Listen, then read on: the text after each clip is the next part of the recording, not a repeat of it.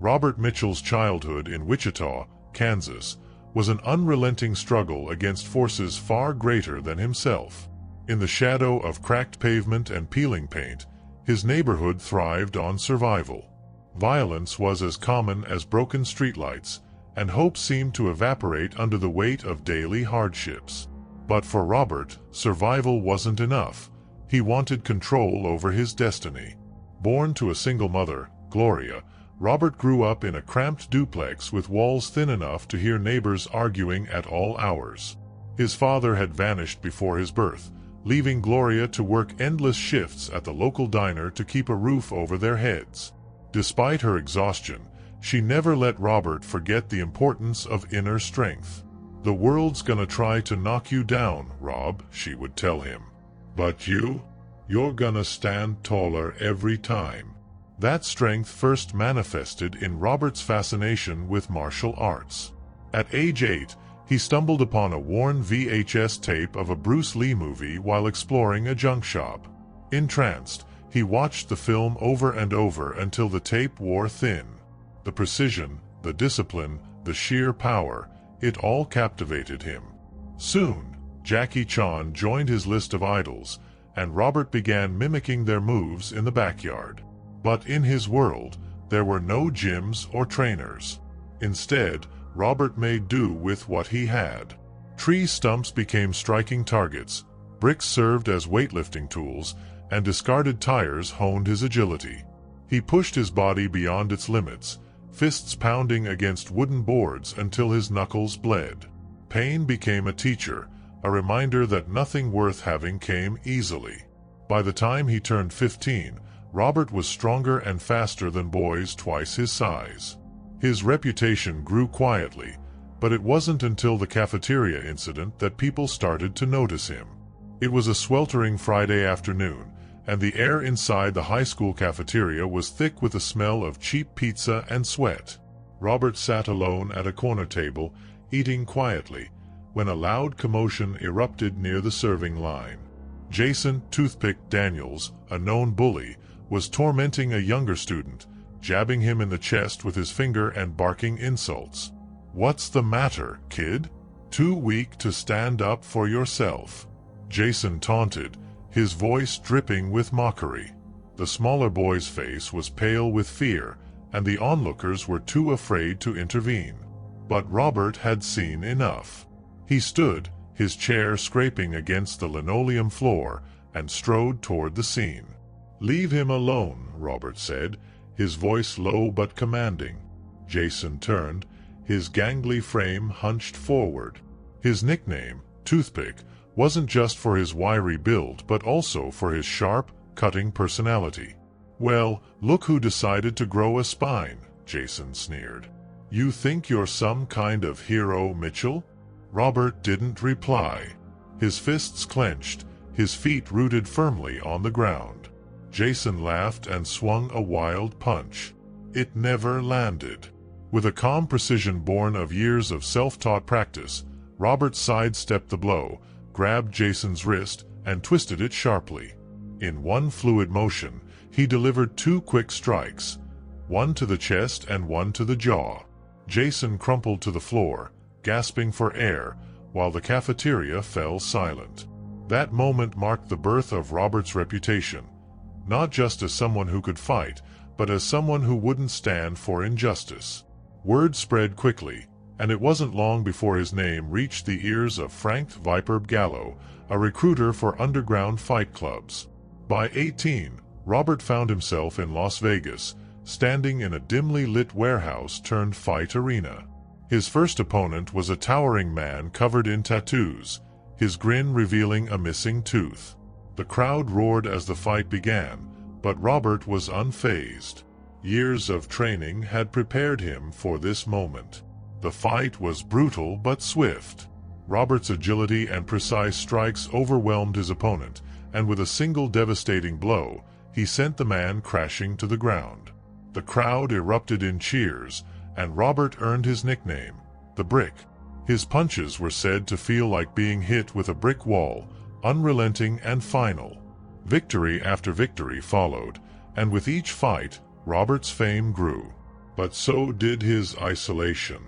The money came fast, but it felt hollow. Nights spent in cheap motels were filled with dreams of home, of his mother's voice, and of a life that didn't revolve around violence. The turning point came during a fight against a seasoned brawler known as Iron Mike. Entering the ring already injured, Robert was determined to win but paid a heavy price. Iron Mike was relentless, landing blow after blow until Robert was left bloodied and broken. Though he managed to emerge victorious, it was clear he couldn't continue down this path. His injuries led him to the emergency room, where he met Emily, the nurse who would change his life. She didn't see the brick. She saw Robert, the man behind the scars. Her kindness and compassion became his anchor, and for the first time in years, he felt seen. "You don't have to keep fighting," Emily told him one night as she cleaned his wounds. "There's more to life than this." Her words resonated deeply, and with her support, Robert walked away from the underground circuit. They married soon after and settled in Denver, where Robert used his savings to open the Mitchell Defense Academy. The gym wasn't just a place to teach martial arts, it was a sanctuary for troubled youth looking for guidance.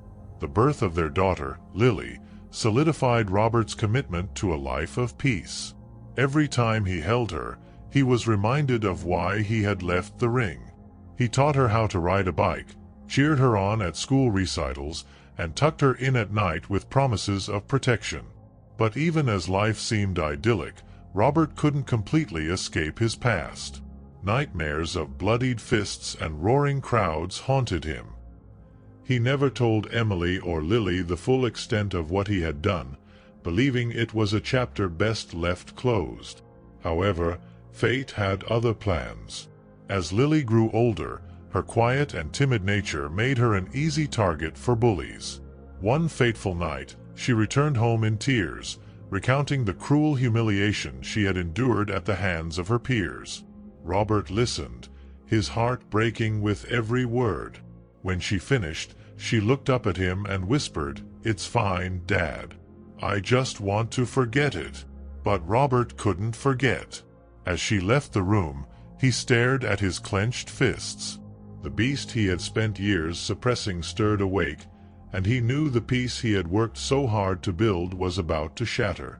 Some fights, Robert realized, weren't fought for glory or survival. Some fights were for love. And he wasn't about to lose this one.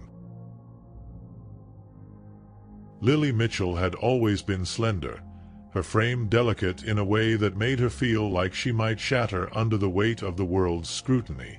While her father had muscles like steel and an unyielding presence, she was quieter, gentler, a stark contrast to Robert's hardened persona. In college, her thinness became a defining feature, one she didn't choose and certainly didn't want. Her classmates called her Toothpick, a nickname born from a mix of teasing and cruelty that followed her wherever she went. Despite her efforts to remain unnoticed, Amanda, her roommate, had insisted she go out that Friday night. "You've got to stop hiding, Lily," Amanda said, pulling her toward the mirror. "Put this on, and for once, just have fun." Reluctantly, Lily allowed Amanda to style her. She wore a simple black dress that clung too loosely to her frame, making her even more self-conscious. Amanda's confidence seemed endless as she added makeup to Lily's face, declaring, "There. Now you look amazing." Lily didn't feel amazing, but she managed a shy smile and agreed to join her friends at Knox's, a popular bar near campus. The place was alive with music and chatter, the kind of environment Lily usually avoided. As the group made their way through the crowd, Amanda ordered drinks, and Lily lingered at the edge, sipping hers cautiously. She scanned the room, her heart pounding from both the noise and the feeling that she didn't belong. Lily's hope for an uneventful night ended the moment Jason Daniels noticed her. Jason was tall, broad-shouldered, and carried an aura of arrogance that made people gravitate toward him. He was a known charmer, always surrounded by a pack of sycophantic friends who laughed at his every word, no matter how cruel. Spotting Lily's thin frame and hesitant demeanor, He smirked and made his way over. "Hey there, Toothpick," Jason said, the nickname rolling off his tongue like it was a term of endearment. Lily froze, her cheeks flushing as she turned to face him. Hi," she managed, her voice barely audible over the noise. Jason chuckled, leaning closer. "What are you doing hiding in the corner? Afraid the wind might knock you over if you step onto the dance floor?" His friends, who had followed him, burst into laughter. Lily forced a smile, hoping it would make him lose interest. "I'm fine here, thanks." But Jason wasn't the type to back off easily. "Come on, Toothpick. Let me buy you a drink. Or would that weigh you down too much?" His words dripped with mockery, and the laughter around him grew louder. Her grip tightened on her glass, her knuckles whitening. She wanted to say something, anything, to defend herself, but her voice failed her. Jason wasn't finished. He grabbed a napkin from the table and held it up. "Maybe you need this to pad your seat. You're probably just bones." The insult stung like a slap, and Lily felt her vision blur with tears. She turned quickly, trying to escape, but Jason stepped in her path. With a dramatic motion, he tipped his drink, spilling the cold liquid down her front. Gasps rippled through the crowd, followed by an eruption of laughter. "Oh no," Jason said, feigning concern. "I think I've made you even skinnier. Don't disappear on us, Toothpick." Lily fled, her face burning with humiliation. The laughter and Jason's mocking words echoed in her ears as she pushed through the crowd and out into the cool night air. Her breath came in short, panicked bursts as she leaned against the wall outside, clutching her arms around herself. By the time she made it home, she was trembling. Her father was in the living room, a basketball game playing softly on the television. Robert's eyes lit up when she walked in, but his expression darkened the moment he saw her tear-streaked face and damp dress. "Lily," he said, standing. "What happened?" She hesitated, shaking her head as she tried to form words. It's nothing, Dad. Just a stupid night." "Lily," Robert said firmly, stepping closer. His tone was gentle but insistent. "Tell me what happened." Her defenses crumbled. In halting sentences, she recounted everything: the nickname, the insults, the spilled drink. Her voice broke as she relived the humiliation, her tears falling faster. Robert stood silently, his jaw tightening with every word. When she finished, he gently placed a hand on her shoulder. "You didn't deserve that," he said, his voice low but full of fury. Lily shook her head. "You don't understand. You've never felt that small, like nothing." "I understand more than you think," Robert replied. His tone was steady, but his eyes burned with barely restrained anger. "Please, Dad," Lily said, her voice trembling. "Just forget it. It's over." But it wasn't over. Not for Robert. After Lily went to bed, he sat in the darkened living room, the weight of her pain settling heavily on him. His hands clenched into fists, the old calluses on his knuckles rough against his skin. Memories of his past fights flooded back, times when his fists had been his voice, his shield, his weapon. The next morning, Robert told Emily what had happened. She listened with growing alarm, her eyes darting toward Lily's closed bedroom door. "Robert, you promised me you'd left all that behind," she said, her voice trembling. "I did," Robert replied, his tone calm but unyielding. "But this isn't about me. It's about her. She needs to know someone has her back." "She does," Emily insisted, her voice rising. "But not like this. You can't fix this by fighting her battles for her. You'll only make things worse." Robert stood silently for a moment, his face unreadable. "I won't let her feel like she's alone," he finally said. That evening, after Emily had gone to bed, Robert pulled on his old leather jacket. He glanced at a photo of their family on the bookshelf, Lily as a little girl, sitting on his shoulders, her face lit with laughter. He touched the edge of the frame, then turned and walked out the door. The drive to Knox's was short, but the tension in his chest grew with every passing second. By the time he pulled into the parking lot, his hands gripped the steering wheel tightly, his jaw set in determination. Stepping out of the car, Robert looked toward the bar. The muffled sound of music and laughter reached his ears, but all he could hear was Lily's trembling voice, her words replaying in his mind. As he walked toward the entrance, the old fire in his chest ignited fully. This wasn't about revenge. This was about protecting his daughter, the one promise he had sworn he would never break. Tonight, Jason Daniels would learn what it meant to cross the wrong person. The atmosphere inside Knox's was electric, a mix of thumping music, roaring laughter, and clinking glasses. Jason Daniels, surrounded by his usual entourage, was the center of attention. He leaned back in his chair at a corner table, recounting the events of the previous night with exaggerated gestures, each detail laced with cruelty. "I'm telling you," Jason said, smirking. "The way Toothpick ran out of here? I thought she'd vanish into thin air." His friends burst into laughter, egging him on. "You're ruthless, man," one of them said, shaking his head with mock disapproval. Jason raised his glass. "Hey, someone's gotta keep things interesting, right?" As they laughed, the door to the bar swung open, and a different kind of presence entered. Robert Mitchell stepped inside, his broad shoulders cutting through the crowd like a blade. He scanned the room, his eyes cold and focused, until they landed on Jason's table. The laughter at the table continued, oblivious to the storm approaching.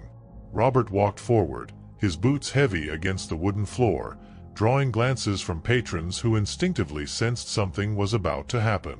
When Robert reached the table, the conversation at Jason's group halted.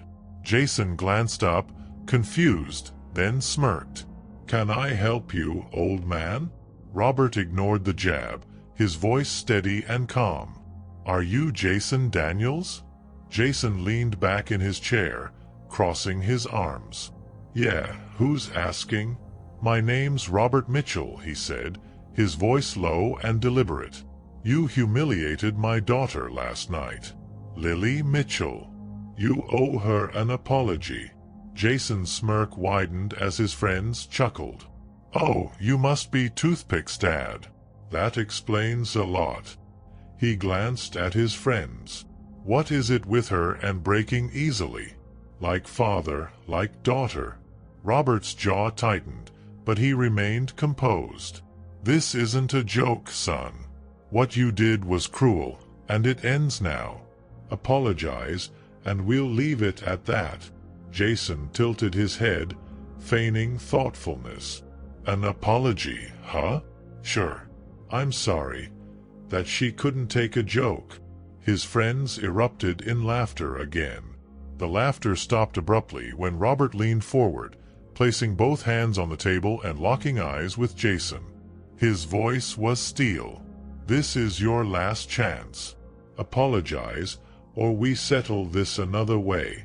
Jason's bravado faltered for a moment, but then he glanced at his friends and regained his smirk. "Settle it another way? What are you gonna do, Grandpa? Show me your AARP card." Before Robert could respond, one of Jason's friends, emboldened by the tension, grabbed a chair and swung it at Robert from behind. The blow landed hard against his back, sending him staggering forward. For a moment, the bar fell silent, all eyes fixed on the scene. Robert straightened slowly, his breath steady despite the pain radiating from his back. He turned to face his attacker, his expression no longer calm. It was pure resolve. "You shouldn't have done that," Robert said, his voice dangerously quiet. And then it began. The man who had swung the chair lunged at Robert, but Robert sidestepped the attack with practiced precision. His fist connected with the man's ribs in a single devastating punch that sent him crumpling to the ground, gasping for air. Jason and the others leaped to their feet, shouting, but Robert was already moving. Another of Jason's friends charged, throwing a wild punch. Robert caught his wrist mid-swing, twisting it until the man dropped to his knees with a pained yell. A swift kick to the side sent him sprawling. Jason, realizing his friends were outmatched, grabbed a beer bottle from the table and swung it toward Robert. The bottle shattered against Robert's forearm as he blocked the blow, shards flying in all directions. Ignoring the sting of the glass, Robert countered with a powerful right hook, sending Jason stumbling backward into a table, appending drinks and chairs. The bar erupted into chaos as patrons scrambled to get out of the way. Some pulled out their phones, recording the scene, while others shouted for it to stop. Jason's remaining friends hesitated, their confidence shaken, but one of them grabbed a pool cue from a nearby rack and charged at Robert.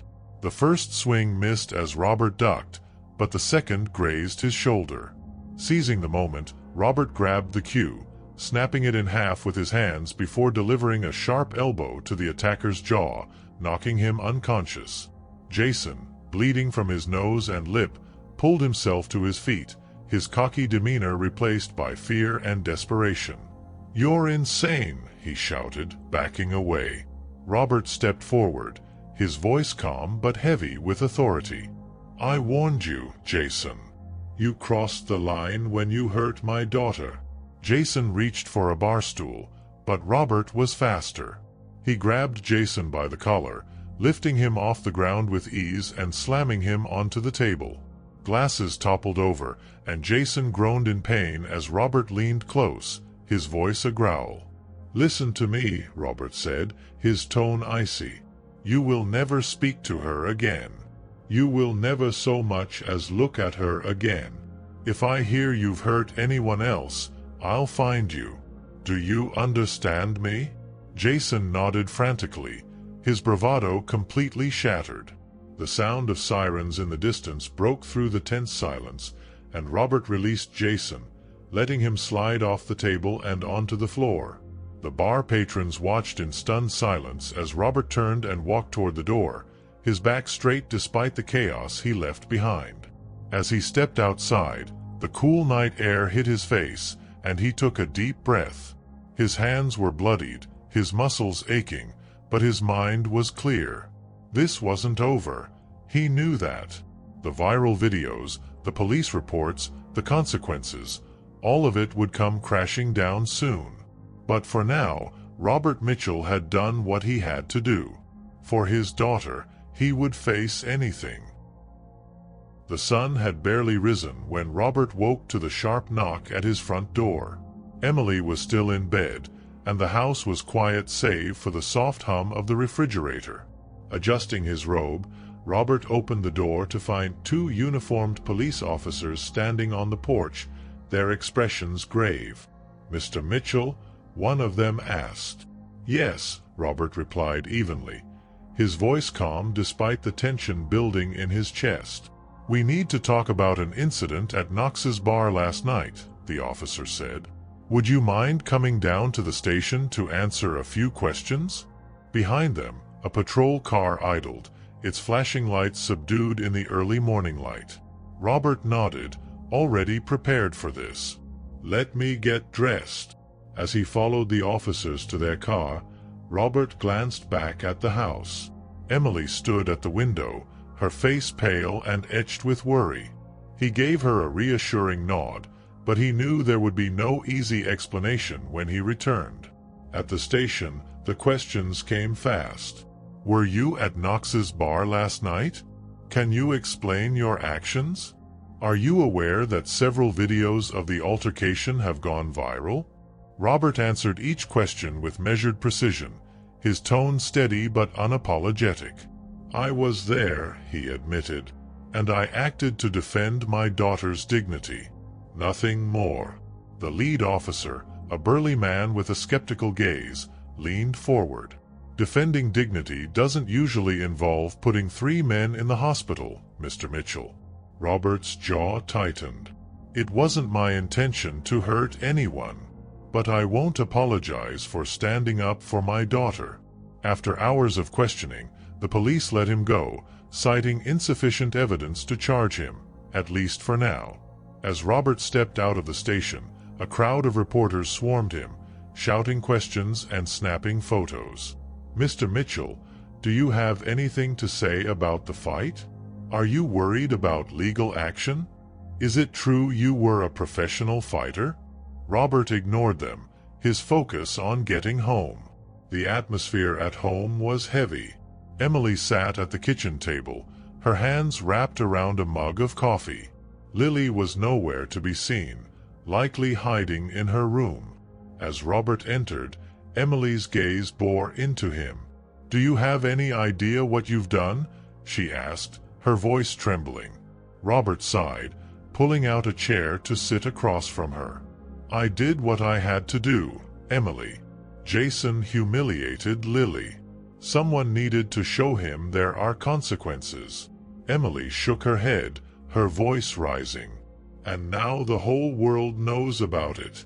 Robert, there are videos all over social media. People are calling you a hero, but others are calling you a thug. What happens when this spirals out of control? What happens to Lily?" He closed his eyes for a moment, the weight of her words pressing down on him. "I didn't want this to go public. I just wanted to protect her. And now she's more exposed than ever," Emily shot back. Before Robert could respond, Lily appeared at the doorway. Her eyes were red from crying, but there was a fire in her gaze that he hadn't seen before. "Stop fighting," she said, her voice shaky but firm. "Both of you." Emily started to say something, but Lily held up a hand. "I didn't ask for any of this. I didn't ask for you to go to that bar, Dad. But, thank you." The gratitude in her voice stunned Robert. "You're not mad?" Lily shook her head. "No. I was embarrassed, but I know why you did it. I wish you'd told me first." Robert nodded, his heart heavy. "I'll never hide anything from you again, Lily. I promise." Over the next few days, the fallout from the fight grew. News outlets picked up the story, and talk shows debated whether Robert was a hero or a reckless vigilante. The videos of the fight had been shared millions of times, and everyone seemed to have an opinion. At the same time, Robert's past began to surface.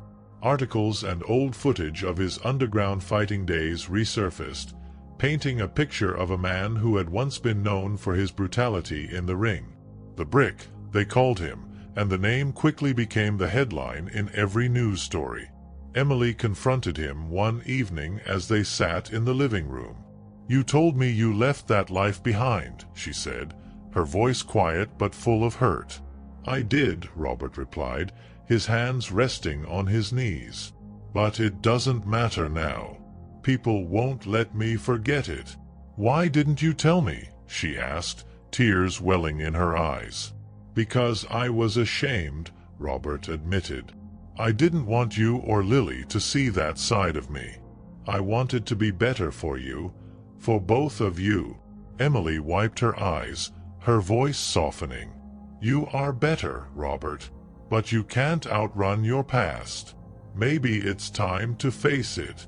Later that week, Robert received an unexpected call from Jason Daniels. The young man's voice was shaky, a far cry from the cocky bravado he had shown before.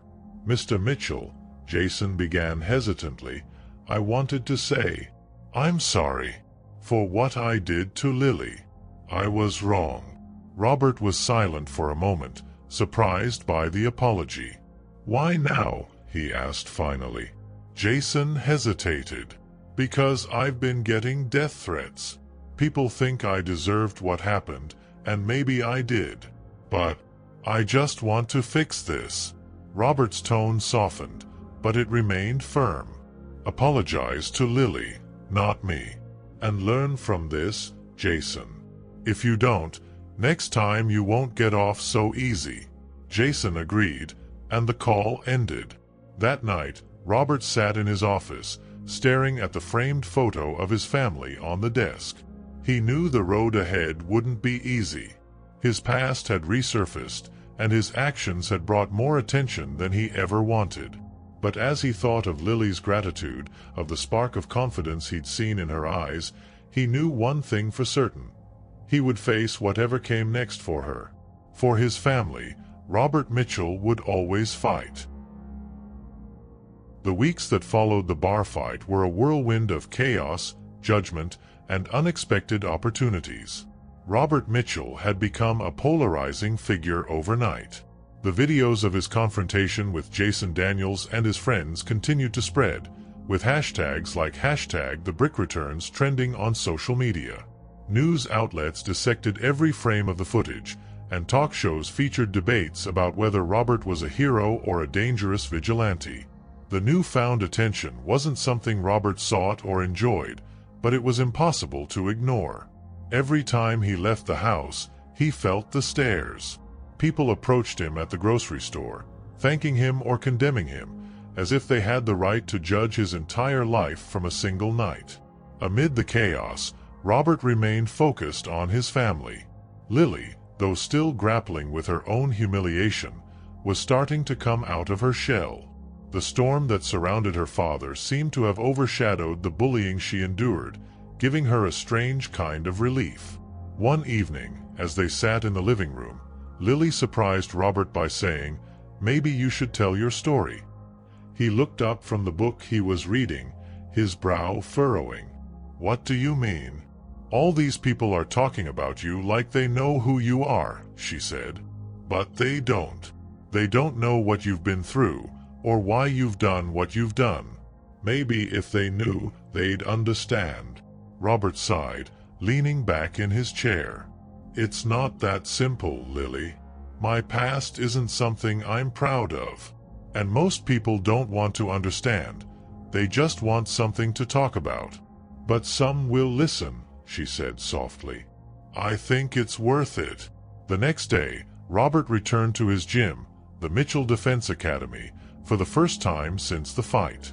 The place had always been his refuge, a sanctuary where he taught discipline and self-control to his students. But today, it felt different. A group of reporters lingered outside, their cameras ready to capture any statement he might make. Inside, his students greeted him with mixed emotions. Some looked at him with awe, while others seemed hesitant, unsure of how to address the man they had seen on their screens. One of his senior students, a young man named Eric, approached him. "Sensei," he said, using the title they all called Robert out of respect. "That was intense." Robert nodded, his expression unreadable. "It wasn't something I'm proud of, Eric, but it was something I needed to do." Eric hesitated, then said, "A lot of us have been talking. We think you should use this attention to help more people. Maybe expand the gym, start new programs." The idea planted a seed in Robert's mind. He had always wanted the gym to be more than just a place for physical training. It could be a community, a haven for those who needed strength and guidance. That evening, Robert sat down with Emily and Lily to discuss the future.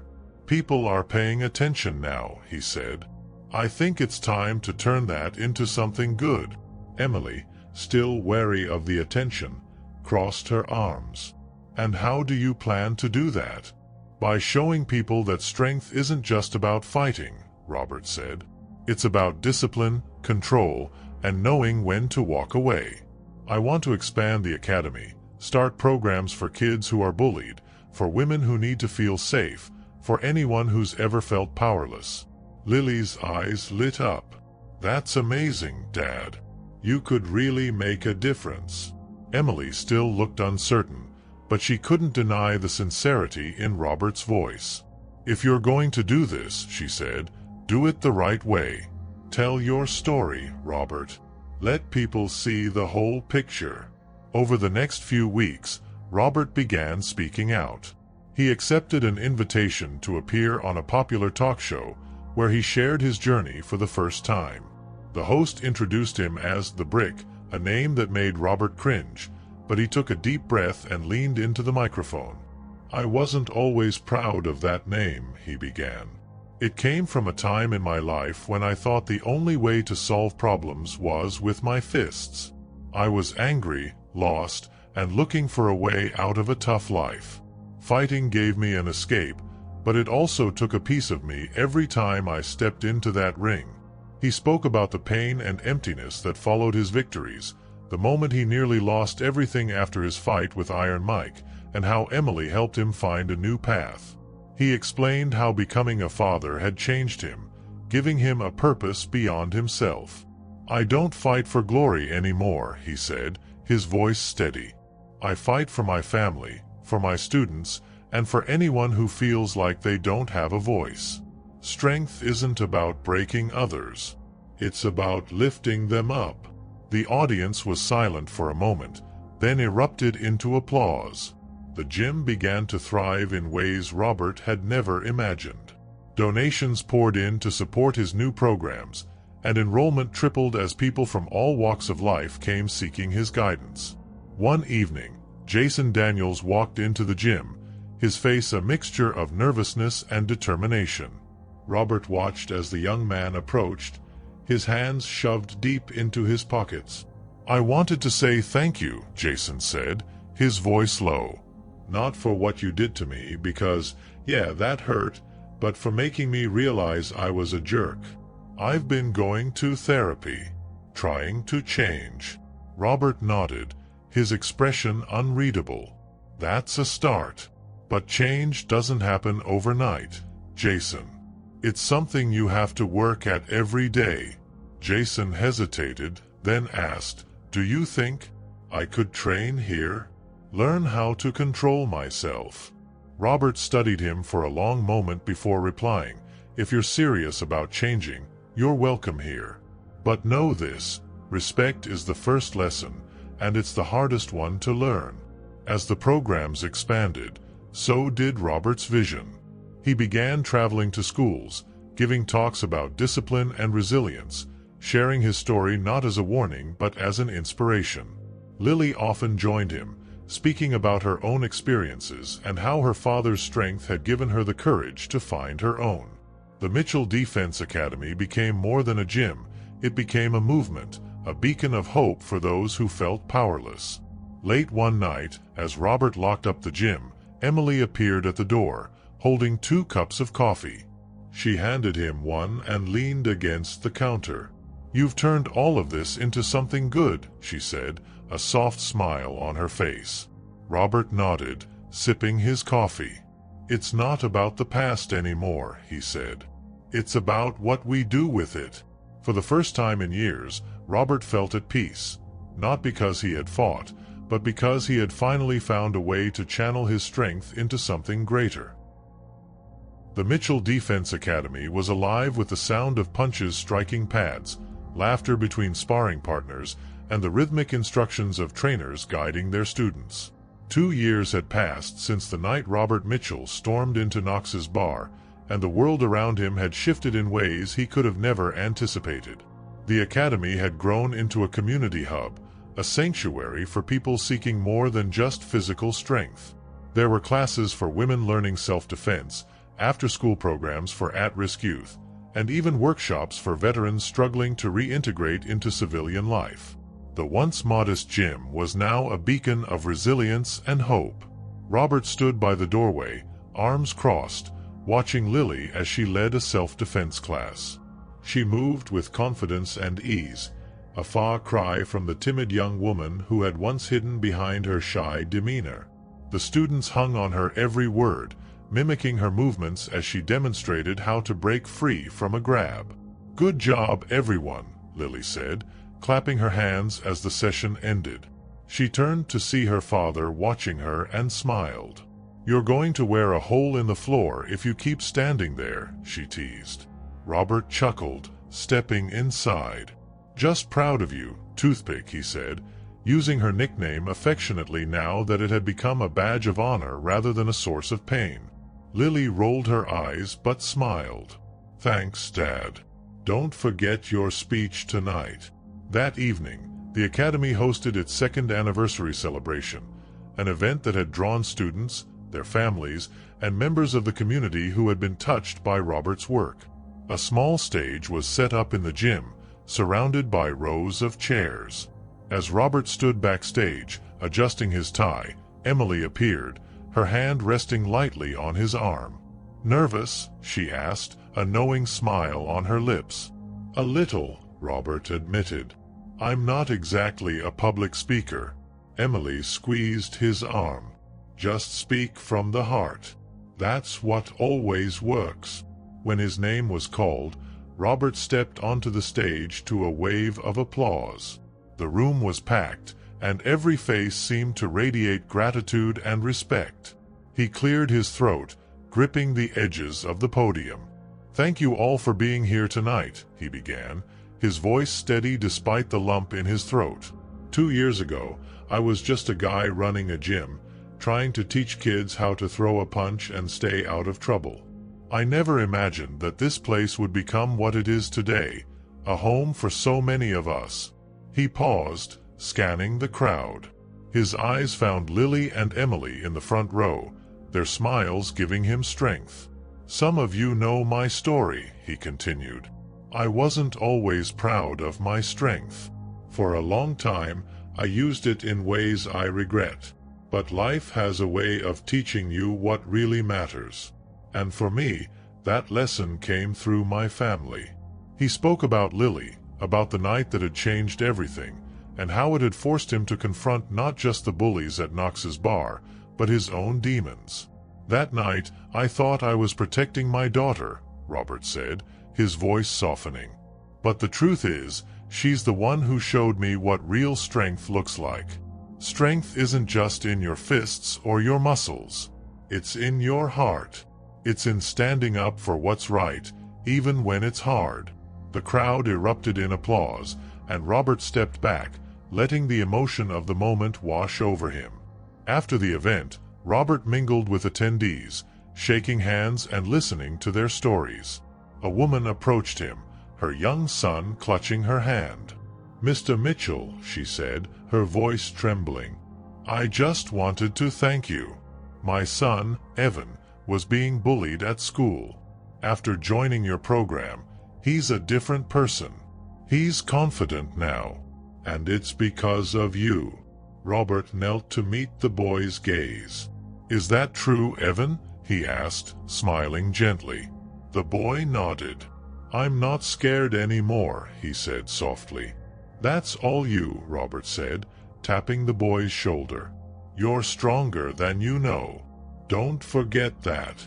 As the woman and her son walked away, Robert felt a deep sense of fulfillment. The night wound down, and Robert found himself alone in the gym, the echoes of the celebration still lingering in the air. He walked through the space, his hand brushing against the punching bags, the mats, the equipment that had become tools for transformation. His footsteps brought him to the wall where photos of the Academy's milestones were displayed. One picture caught his eye, Lily teaching her first self-defense class. Her face was lit with determination, her hands poised in mid-motion. "Not bad, huh?" Robert turned to see Emily leaning against the doorway, a soft smile on her face. "Not bad at all," he replied, his voice tinged with pride. She walked over to him, slipping her hand into his. "You've built something incredible here, Robert. Something that will last." He nodded, his gaze fixed on the photo. "It wasn't just me. It was all of us. Lily, you, the kids who walk through those doors every day." Emily rested her head against his shoulder. "They'll tell stories about you, you know. About the brick. But not the fighter, the man who turned his strength into something that changed lives." Robert smiled, the weight of his past finally feeling like a distant memory rather than a burden. "I can live with that." As they stood there, the lights dim around them, the sounds of the city outside, Robert felt a peace he hadn't known in years. His journey had been long and fraught with challenges, but it had brought him here, to a place where his strength could be a force for good, a legacy not of violence, but of purpose and love. "Ready to go?" Emily asked. "Yeah," Robert said, glancing one last time at the wall of photos. "Let's go home." The gym fell silent as they left, but its energy lingered, a testament to the power of redemption, the strength of family, and the enduring legacy of a man who refused to let his past define him. If you enjoyed the story and want to see more content like this, support the channel by subscribing, liking, and turning on notifications.